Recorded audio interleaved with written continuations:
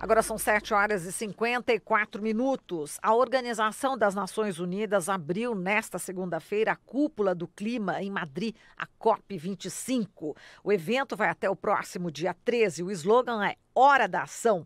Vamos conversar com o Carlos Bocuí, ele que é o presidente do Instituto Brasileiro de Proteção Ambiental. Olá, Carlos, bom dia.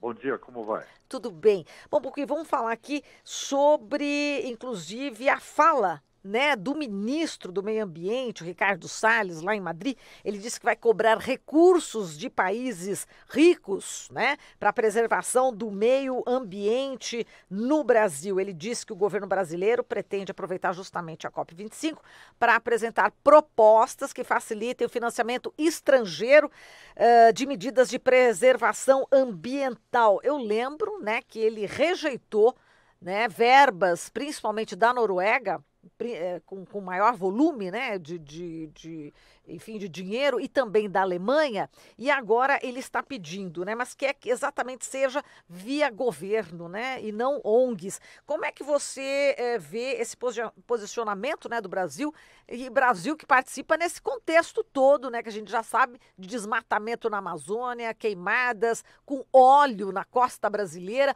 contexto bastante difícil, para dizer pouco, né, Bocuí? É verdade. Bom, em primeiro lugar, é preciso resgatar o histórico, né, da discussão, da posição hoje do Brasil, no contexto das conferências do clima. Com o atual governo, o Brasil engavetou o Acordo de Paris, né? O Brasil não está cumprindo as metas do acordo estabelecidas no artigo 6º, recusou-se a sediar a conferência que seria no Brasil esse ano, né? Depois, posteriormente, foi para o Chile, agora para Madrid, para a Espanha. O chanceler brasileiro é um negacionista, ele frequentemente diz que ele não acredita em mudanças climáticas. Como você disse, o Brasil recusou os fundos recusou os fundos do Fundo Amazônia, não é? Tentou negociar da sua forma, do seu jeito, extinguiu o RED, que era o sistema que incentivava comunidades locais, foi omisso com relação às queimadas da Amazônia, atacou ONGs, lideranças indígenas, inclusive na própria Conferência das Nações Unidas, e, além disso, fez declarações antidiplomáticas e ofensivas contra líderes do G20. Né? Então, esse histórico do Brasil ao longo desse ano não deixa o Brasil numa situação muito favorável de negociação. Eu acho que a possibilidade é muito maior hoje de que os próprios estados da região amazônica consigam viabilizar acordos, né, entre eles e os países europeus, do que o governo brasileiro, que está, eu diria, numa situação muito pouco favorável, negacionista, e posição que tem sido atacada pela conferência em Madrid. O que é dito hoje é que há uma urgência e que os negacionistas vão ficar para trás, né? Eles não vão, eu diria, considerar muito as posições negacionistas. Exato. E Bocuí, vamos falar aqui da polêmica, né, criada pelo presidente Bolsonaro em relação às ONGs, né? Ele culpa as ONGs por tacar fogo na Amazônia, inclusive culpando aí o ator Leonardo DiCaprio, né, dizendo que ele estaria dando dinheiro para essas ONGs colocarem fogo, o que ele negou, obviamente. E também tivemos uma repercussão, né, com o ator Mark Ruffalo, né? Ele criticou no Twitter dele o presidente Jair Bolsonaro, dizendo que Bolsonaro e sua turma estão transformando em bode expiatório as pessoas que protegem a Amazônia dos incêndios, que ele próprio permitiu que acontecesse. Pergunte a si mesmo o que mudou recentemente no Brasil para que isso aconteça agora. Bolsonaro e suas políticas não ambientais. Portanto, chegando a Hollywood, também este problema, né, Bocuí? Um vexame internacional, né? É verdade. Nós temos aí uma situação que eu diria com duas faces, né? Uma delas é a intenção do governo de acabar com a participação social, né? Na medida que o governo é um governo autoritário, ele quer implementar as medidas da sua forma, ele tem por trás do próprio governo os interesses, principalmente de especulação imobiliária na Amazônia, como nós vimos, né, durante todo o processo de queimadas, o governo tutelando o setor do agronegócio, dizendo que não apreenderia as máquinas, que não multaria. Então, tem toda uma ligação desse governo com o setor especulativo da Amazônia. Para que isso aconteça, você tem que colocar a sociedade civil neutralizada, assim como tem que neutralizar também o Ministério Público. Eu acho que o governo faz essa manobra para mover a opinião pública contra as ONGs e tenta controlar a situação para fazer as coisas do seu jeito, não é? Da sua maneira, com um conflito de interesses enorme, mas isso está provocando um resultado contrário, não é?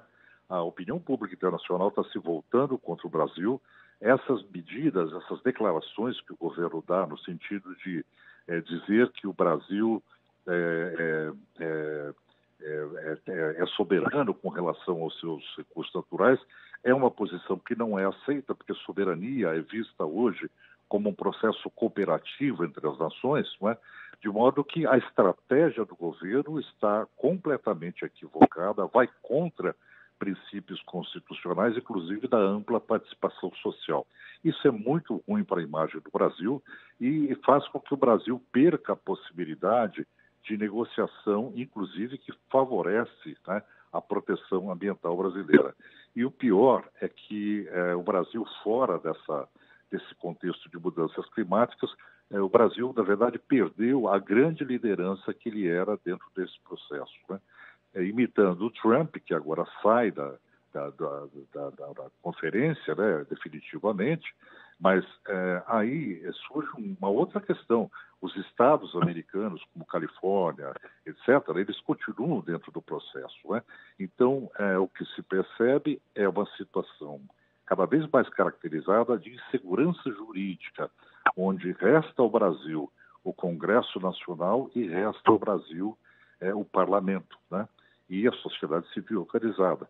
E o governo desaparece nessa névoa, né, da incompetência, da incoerência e da perda de credibilidade. Exato, aí só lembrando, né, que a presidenta da Câmara, né, dos Estados Unidos reafirmando aí o compromisso aí contra o aquecimento global, né, como você disse, né, a sociedade civil, então a classe política tem aí um papel fundamental neste momento em que governos, né, de extrema direita estão aí destruindo, né, cada vez mais essa possibilidade de nós termos aí a natureza preservada, né, Bocuí? É uma grande ignorância, né, na verdade, porque eu acho que a questão do governo Bolsonaro é uma questão profundamente cultural, né? De fato, esse governo ele não atende os princípios republicanos, tem uma postura que é anticidadã. Então, eu jamais pensei que durante a minha trajetória como defensor do meio ambiente eu fosse enfrentar uma situação tão adversa como nós enfrentamos hoje. E aí fica a grande questão: quais são os mecanismos que a sociedade dispõe para enfrentar esse estado de caos, não é?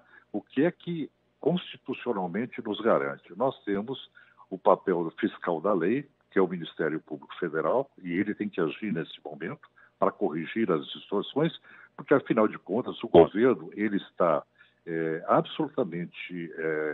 tem que estar absolutamente respaldado nos princípios da boa administração pública, que é a impessoalidade, que é o princípio da eficiência, etc. E a Controladoria Geral da União também regra e também fiscaliza essa regularidade nas ações do governo. Então, cada vez mais, esse governo demonstra que ele precisa dessa intervenção interna, desse contrapeso constitucional, para colocá-lo no seu lugar, de um governo da República Federativa do Brasil que tem que defender aquilo que está previsto na Constituição. Muito bem, Bocuí, a gente agradece aqui a sua participação, lembrando que a partir de amanhã o Ministério Público Federal vai discutir exatamente essas mudanças climáticas, os desastres ambientais, com a participação do Instituto Brasileiro de Proteção Ambiental, e nós vamos fazer essa cobertura. Um grande abraço, Bocuí, até a próxima. Um grande abraço. Só adiantando para vocês que amanhã, durante a conferência que vai acontecer no Ministério Público Federal, nós vamos entregar ao Ministério Público Federal mais uma representação pedindo que o Ministério Público Federal obrigue o governo a agir para recuperar as áreas que foram desmatadas na Amazônia. Se nós não obrigarmos a recuperação, vai ficar muito fácil continuar colocando fogo na floresta para valorizar essas áreas para especulação imobiliária. Muito bem, tá certo, Bocuí. Um grande abraço para você. Abraço, até logo. Até logo. Falamos aqui com o Carlos Bocuí, ele que é o presidente do Instituto Brasileiro de Proteção Ambiental.